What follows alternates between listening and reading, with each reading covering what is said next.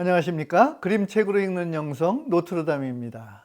마리아 선생님 안녕하세요. 안녕하세요. 반갑습니다. 반갑습니다. 네, 오늘 우리가 함께할 그림책은 적이라는 작품이고요. 프랑스 책인데 원제는 렌미라고 되어 있고요. 다비드 칼리 글, 세르주 블로크 그림, 안수연 옮김, 문학동네에서 출간이 됐군요.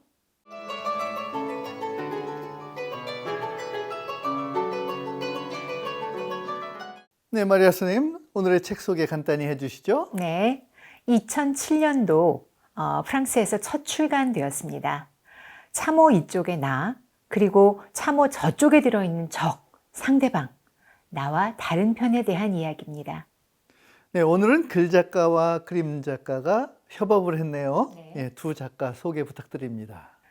글 작가인 다비드 칼리는 1972년 스위스 태생인데요. 국적은 현재 이탈리아로 되어 있습니다. 군더더기 없이 주제를 응축해서 전달하고 유머 감각이 돋보이는 글을 쓰기로 유명한데요. 작품으로 싸움에 관한 위대한 책, 나는 기다립니다. 피아노 치기는 지겨워 같은 것들이 있습니다.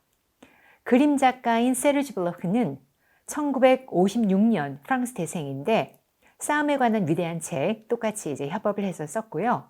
그 밖에 나는 기다립니다. 또 아빠와 나 같은 작품이 있습니다.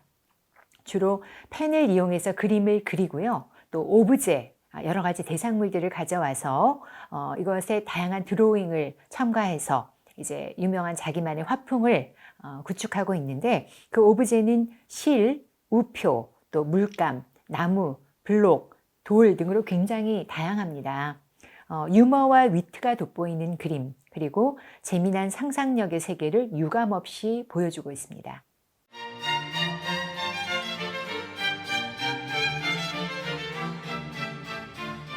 네, 책 속의 이야기로 들어가 볼까요? 네. 그림과 함께 전체적인 스토리를 소개해 주시기 바랍니다. 첫 페이지를 열면 까만 바탕에 흰색 큰 글씨가 보입니다. 다음과 같이 적혀 있습니다. 전쟁이다. 황량한 사막과 같은 곳에 두 개의 참호가 이어서 보이게 되죠. 각각의 참호 안에는 병사가 숨어 있습니다. 그리고 그들은 서로에게 적이죠. 자기 참호 안에 숨어서 적을 향해 온갖 것들을 던지고 있습니다. 자, 이제부터는 그 두 병사 중 한 사람의 진술입니다. 나는 적을 한 번도 본 적이 없습니다. 아침에 일어나면 적을 향해 총을 한 방 쏘고 적도 나를 향해서 총을 쏩니다. 그러고선 하루 종일 참호 안에 몸을 숨기고 기다리죠. 배가 고파서 불을 피우고 싶지만 그 틈에 적이 다가와서 나를 죽일까 봐 그러지 못합니다. 참다 못해서 불을 피우면 적도 마치 기다렸다는 듯이 불을 피우곤 하지요. 그도 나처럼 혼자인 게 틀림없습니다. 적은 엄청난 야수이고 동정심이라곤 도무지 없습니다. 어린아이들과 여자들을 함부로 죽이는 정말 무자비한 존재들이죠. 모든 것은 적으로부터 시작됐습니다. 적은 잔인하기 그지없고 동정심이 없습니다. 더 이상 나쁜 일을 벌이기 전에 우리가 먼저 적들을 죽여야 합니다. 적은 인간이 아닙니다. 내가 읽고 있는 전투 지침서에 그렇게 나와 있습니다. 몇 주, 아니 몇 달째 대포 소리가 들리지 않는 게 좀 이상합니다. 어쩌면 전쟁이 이미 끝난 걸까요? 적이 저편의 적과 나만 덜렁 둘이 남아서 마지막 대결을 하고 있는 건 아닐까요? 먹을 것이 거의 동나가니까 정말 큰 걱정입니다. 밤이면 참호 위에 뜬 별들을 바라보면서 여러 가지 생각에 잠깁니다. 문득 적도 저 별을 보고 있지는 않은지 궁금해집니다. 만약 별을 보고 있다면 그도 나처럼 이런 부질없는 전쟁 따위 끝내기를 원하고 있을까요? 내가 먼저 전쟁을 그만둘 순 없습니다. 적이 먼저 포기하고 백기를 들어야죠. 적이 나처럼 분별이 있는 인간이라면 정말 좋겠습니다. 비가 내립니다. 참호 속에서 고스란히 맞는 비는 정말 끔찍합니다. 어서 이 전쟁이 끝났으면 좋겠어요. 대체 이 전쟁은 누가 시작했고 누구를 위한 전쟁인 걸까요? 달이 뜨지 않은 밤입니다. 내 모습은 어둠에 묻혀서 눈에 띄지 않을 겁니다. 덤불숲으로 위장하고 살금살금 참호 밖으로 기어나가 봅니다. 그리고 적의 참호 쪽으로 다가갑니다. 그러고서 나는 적을 죽일 겁니다. 그러면 전쟁이 끝나고 나는 가족의 품으로 돌아갈 수 있겠죠. 아, 그런데 방금 뭐가 지나갔습니다. 사자인가요? 어두워서 보이진 않지만 뭔가 무시무시한 것이 지나갔어요. 적의 참호에 접근해서 들여다봅니다. 아니, 왜 아무도 없을까요? 적은 어디로 간 걸까요? 그의 소지품만이 덩그러니 남아 있습니다. 이런 가족 사진입니다. 그에게도 가족이 있으리라고는 생각도 못했어요. 그는 인간이 아니었잖아요. 야수고 괴물이었잖아요. 그런데 참호 속에는 내 것과 똑같은 전투 지침서가 놓여 있습니다. 펴보니 적의 모습이 나와 닮아 있습니다. 이건 사실이 아닙니다. 나는 야수나 괴물이 아니고 아이나 여자들을 함부로 죽이는 그런 식인귀도 아닙니다. 지침서에 적힌 것은 온통 거짓뿐입니다. 어떻게 된 거죠? 적의 참호 안에 들어있는 채로 날이 밝았습니다. 적이 어디에 있는지 알았습니다. 바로 내 참호 안에. 아, 우리는 서로의 참호를 바꿔서 들어간 겁니다. 이제 어떻게 해야 할까요? 적이 만약에 이 순간부터 전쟁을 끝낸다, 이런 메시지를 보내오기만 한다면 당장 나는 수락할 겁니다. 기다리고 또 기다립니다. 기다림에 지쳐갑니다. 나는 손수건에 메시지를 적어서 플라스틱 병에 넣고 온 힘을 다해 병을 힘껏 던집니다. 부디 그것이 그의 참호 안에 떨어지기를 간절히 바라면서. 마지막 장면의 그림에서 보면 참호 속에 몸을 숨긴 채로 서로를 향해서 메시지가 담긴 병을 던지고 있습니다. 이야기는 이렇게 끝을 맺습니다. 그림 이야기를 해보죠. 네. 전장에 투입된 병사들 이야기라고 하는 아주 무거운 주제에 비해서 그림은 만화처럼 아주 소박하기도 하고 단순하게 네. 이렇게 쓱쓱 그려내려간 그런 듯한 일러스트가 아주 인상적이에요. 그렇습니다. 단순한 선과 또 넉넉한 여백, 그다음에 절제된 색감이 아주 돋보이고요. 네. 또 이 군인이 입고 있는 이 카키색 군복과 더불어서 다치고 죽어가는 그런 병사들의 피만 빨갛게 선연이 채색되어 있기도 하고요. 네. 이 구멍이 난 종이 또 이 사진을 이용하기도 합니다. 네. 또 앞뒤 면지를 보면 앞면지에서는 열을 지어 선 그 수많은 병사들 중 한 사람만 꽃을 입에 물고 있고 네. 또 뒷면지에는 두 명의 병사가 사라진 그런 상태, 아주 그 의미심장한 네. 그 이야기를 하고 있는 것으로 보입니다. 그렇죠. 우리가 유추하건대 참호 속에 숨어있던 두 병사가 만나서 어디론가 사라진 거 아닐까요?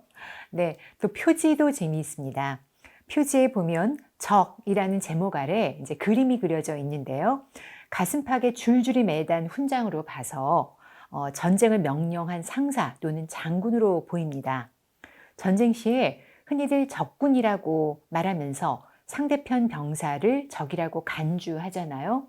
그런데 진짜 적은 따로 있는 게 아니겠는가, 이런 생각을 하게끔 만드는 그림이죠.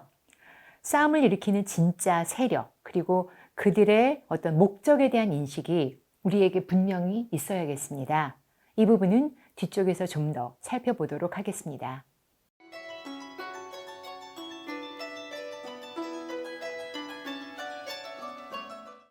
예, 책 속의 이야기로 깊이 좀 들어가 보겠습니다.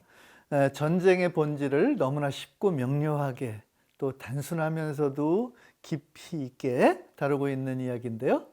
인류 역사는 전쟁으로 얼룩져 있고 전쟁은 인류를 늘 고통에 빠뜨려 온 그런 악의 근원으로 이렇게 규정할 수도 있는 게 네. 전쟁이죠. 네.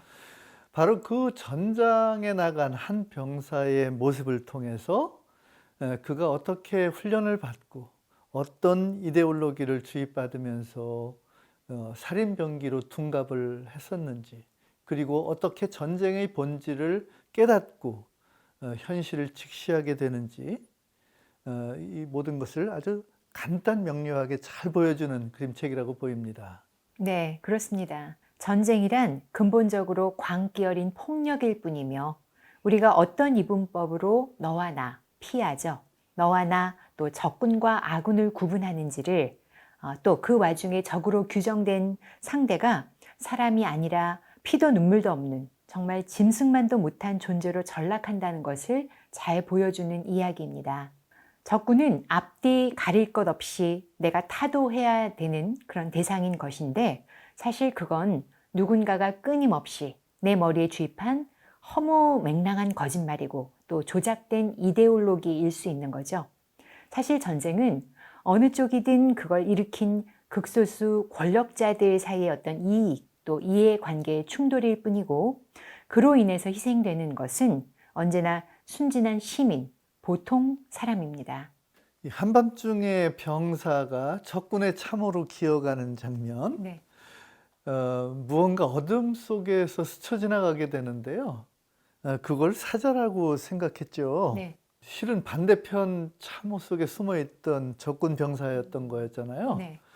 근데 왜 하필 사자라고 생각을 했었을지 이게 참 되게 의미심장해요. 네. 그런 절체절명의 상황에서 상상할 수 있는 어떤 가장 무시무시한 것이 병사의 머릿속에서 사자로 형상화된 거 아닐까요? 가까운 주변에 친구나 주변 동료 병사 또 의지할 사람이라고는 하나도 없고 오로지 적막한 외로움, 굶주림 그리고 상대편 적에 대한 무시무시한 두려움뿐입니다. 전쟁이 끝나기만을 하염없이 기다릴 수 없어서 하는 수 없이 용기를 내서 적의 참호로 기어가서 그를 죽이려고 하지만 얼굴 한번 대면한 적 없는 그 적과 마주해야 하는 그런 상황이 얼마나 무섭겠습니까? 더군다나 전투 지침서에 그려진 적은 무자비한 괴물이고 포악한 악마거든요. 깜깜한 밤에 변장을 하고 기어가면서 정말 바스락 소리만 들려도 소스라치게 놀랄 만한데 그런 엄청난 두려움이 스쳐 지나가는 어떤 존재를 사자로 느끼도록 만들었을 겁니다. 적의 얼굴을 한 번도 보지 못한 상태에서 전투 지침서만을 참고하던 병사로서는 사실 저쪽 참호의 적이야말로 사자보다 그 어떤 맹수보다도 두려운 존재일 겁니다. 스쳐 지나가는 것이 설마 상대편 병사라고는 생각하지 못했겠지만 실체를 모르는 두려움이야말로 머릿속에서 끝없이 증폭되기 마련이니까요. 아무튼 어렵사리 적군의 참호에 도착하게 되는데 네. 그 참호 속은 텅 비어 있고 적의 가족 사진을 목격하게 됩니다. 또 적이 가진 전투 지침서에는 이쪽 병사가 무자비한 괴물로 묘사되어 있고요. 이쯤 되면 병사도 도대체 누가 전쟁을 왜 일으켰는지에 대해서 궁금해지고 또 모종의 깨달음에 도달한 것으로 이렇게 생각이 됩니다. 네, 그렇습니다. 총검을 들고 전장에서 목숨을 걸던 순간들, 그저 싸우라니까 싸우고 적을 멸하라고 하니까 명령에 따를 뿐이었던 그 시간들에 대한 어떤 환멸과 분노가 일어났을 겁니다. 적군의 참호에서 발견한 그 전투 지침서 그리고 적군의 가족 사진은 그간의 어리석음과 무지몽매를 깨는 어떤 벼락과도 같은 그런 충격이었을 겁니다. 결말에서는 그래도 서로가 용기를 내서 쪽지가 담긴 병을 서로에게 던지는 장면으로 끝이 나기 때문에 독자들도 희망을 가질 수 있을 것 같아요. 네. 이만 전쟁을 끝내고 서로의 손을 맞잡고 평화를 누리는 모습을 조심스럽게 기대해 볼 수 있도록 이렇게 유추가 가능하도록 만들었어요. 네, 그렇죠. 네. 그런 희망을 던져주면서 이야기가 끝을 맺었습니다. 왜 싸우는지도 모르고 그저 서로에게 맹목적으로 폭력을 행사해야만 했던 그런 알맹이도 없고 명분뿐인 싸움을 이제는 끝내야죠. 밤하늘의 별도 함께 올려다보고 어깨도 걸고 또 눈맞춤을 하기도 해야 할 그런 시간입니다. 어쩌면 마지막 장면에서 그들이 서로를 향해 던진 메시지, 이 순간부터 전쟁을 끝낸다. 이 메시지가 계기가 되어서 각자의 참호에서 기어 나와서 서로를 대면하고 결국 화해의 손을 맞잡을지도 모릅니다.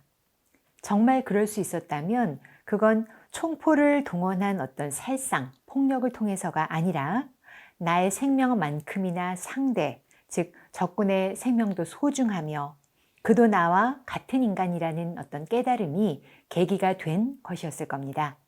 일종의 열린 결말이지만 충분히 희망적이고요.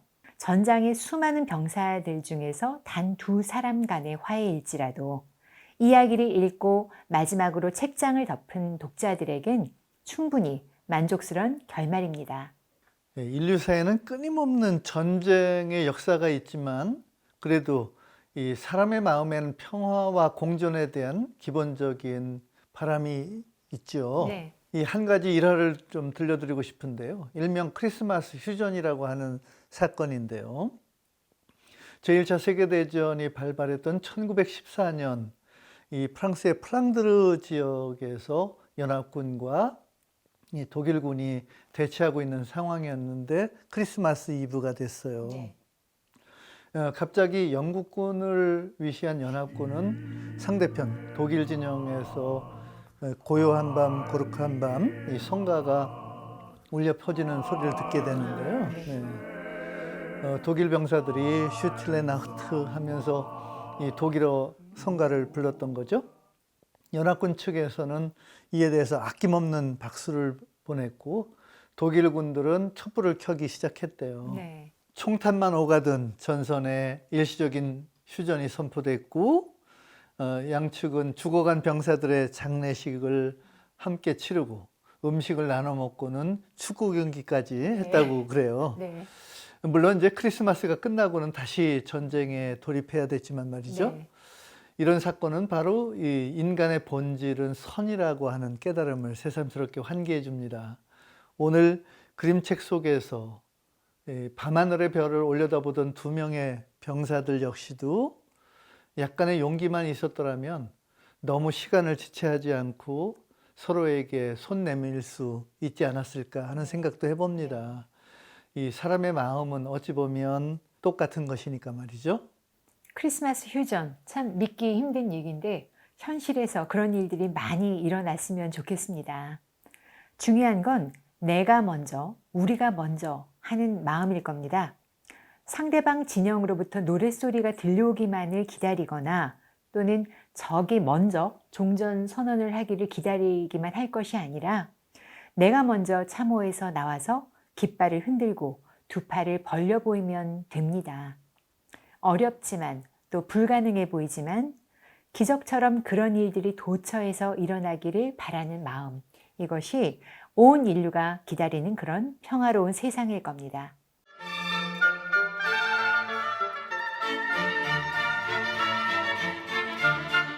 이야기를 매번 영성으로 읽어주시는데요. 이번에도 말씀이 궁금해집니다. 네, 전쟁과 평화에 대한 메시지, 이걸 담고 있는 그림책이었어요. 예수님께서 인간의 몸을 입고 이 세상에 출현하신 그 사건, 성육신 사건, 그 본질은 사랑과 평화를 주시고자 하는 하느님의 인류 구원의 계획에 다름 아니었던 거죠. 네. 그런데 이 마테오복음 10장 34절에 보면 아주 놀라운 그 주님의 말씀 선포가 있어요. 내가 세상에 평화를 주러 왔다고 생각하지 마라. 평화가 아니라 칼을 주러 왔다. 이렇게 말씀하고 계시거든요. 네. 참 어려운 말씀인데 우리가 이 성경을 읽다가 이렇게 어떤 한 부분에 그냥 문자적으로 함몰돼 버리면 큰 오해를 불러일으킬 수 있는 그런 부분이기도 해요. 네. 주님께서 분란과 싸움을 유발하러 오셨다니 이게 뭔가 그런 거죠. 근데 여기서는 이 전후 맥락을 잘 살피면서 표현 자체에 함몰되지 말아야 된다는 거고요. 그 안에 들어있는 비유적 의미를 깊이 묵상해야 돼요. 예수님께서는 이 설교, 이 강론하실 때 언제나 비유를 들어서 말씀하시고 나중에 제자들에게 그 의미를 풀어주시고 했죠. 네. 방금 이 말씀도 주님의 제자로서 이 주님의 나라를 확장하는 사업에 부르심을 받은 사람들이 가장 먼저 감당해야 할 것이 무엇인지를 알려주고 있는 거예요. 네. 칼은 자르는 도구죠. 가장 먼저 제일 사랑하는 가족을 자를 수 있어야 한다라고 하는 것입니다. 네. 오직 가족만을 위해서 살고 또 재물을 모으고 자식 사랑에만 빠진 함몰되어 있는 그런 사람들에게 있어서 주님께서 명령하시는 더 큰 일을 감당하지 못한다는 거죠. 네. 그래서 주위를 돌아보지 못하는 것을 경계한다는 말씀으로 우리가 받아들여야 되고요. 결국 여기서의 칼은 집착과 또 아집과 편견을 잘라내는 칼이라는 것이죠. 요한복음 13장 34절에 보면 내가 너희에게 새 계명을 준다. 서로 사랑해라. 내가 너희를 사랑한 것처럼 너희도 서로 사랑해라. 이렇게 명령하시죠. 또 다른 한편으로 보면 마태오복음 22장 34절부터 40절까지 이 부분을 우리가 상기해보면 바로 이 바리사이들이 예수님을 떠보기 위해서 이제 질문을 던지고 예수님께서 답변하시는 부분이에요. 네. 계명의 정신에 네. 대해서 내 마음을 다하고 내 목숨을 다하고 내 정신을 다해서 주 너희 하느님을 사랑해야 한다. 이것이 가장 크고 첫째가는 계명이다. 둘째도 이와 같다. 내 이웃을 내 자신처럼 사랑해야 한다는 것이다. 이것이 온 율법과 예언서의 정신이 이 두 계명 속에 달려 있다. 이렇게 정리를 하시죠. 그러니까 율법은 옥죄는 것이었지만 예수님께서는 사랑의 힘으로, 사랑의 정신으로 그 율법을 완성하는 그런 말씀을 주시는 거죠.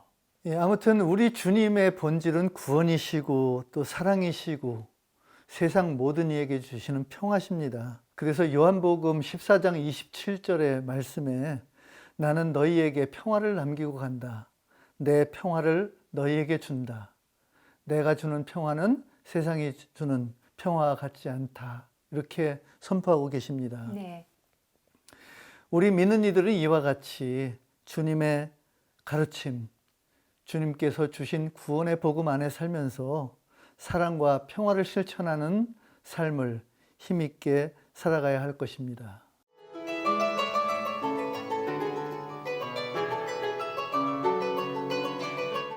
적이라는 그림책을 우리가 오늘 함께 보았습니다.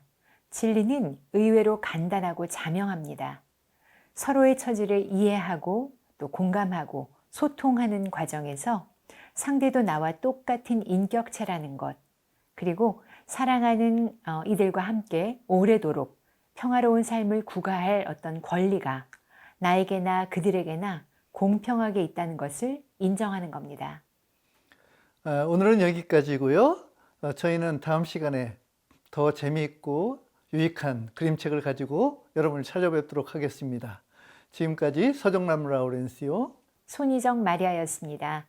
감사합니다. 감사합니다.